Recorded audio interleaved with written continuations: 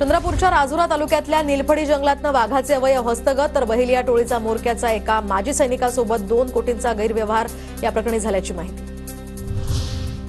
अकोला जिल्ह्यामध्ये धुमाकूळ घालणारा बिबट्या अखेर पिंजऱ्यात कैद। बाळापूर शेतशिवार परिसरातनं या बिबट्याला जेरबंद केलं। बिबट्यानं बकऱ्या आणि गायींची शिकार केल्यामुळे नागरिकांमध्ये होतं भीतीचं वातावरण। अलिबाग तालुक्यातल्या गावकोपरमध्ये मोठ्या थाटात गणेश जयंतीचा उत्साह साजरा तर भाविकांनी घेतला महाप्रसादाचा लाभ। जालन्यात मोसंबीची मागणी घटल्यामुळे दरात घसरण। क्विंटल मागे 500 रुपयांचं नुकसान। मोसंबी उत्पादक शेतकरी यामुळे चिंतेत।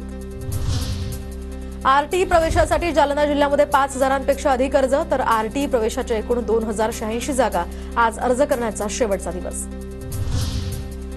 अकोल्याच्या एमआयडीसीमध्ये चोरट्यांचा धुमाकूळ। 4 अज्ञात चोरट्यांकडून वेगवेगळ्या कंपन्यांमध्ये चोरी। संपूर्ण प्रकार सीसीटीव्हीत कैद। एमआयडीसी पोलिसात या संदर्भात गुन्हा दाखल।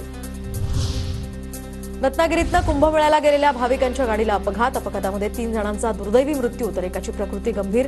नाशिक जिल्ह्यातल्या सिन्नरजवळ भीषण अपघात झाल्याची माहिती। नंदुरबार बाजार समितीमध्ये हरभऱ्याची आवक वाढली। हरभऱ्याला 9000चा दर मिळत असल्यामुळे शेतकऱ्यांमध्ये समाधानाचं वातावरण।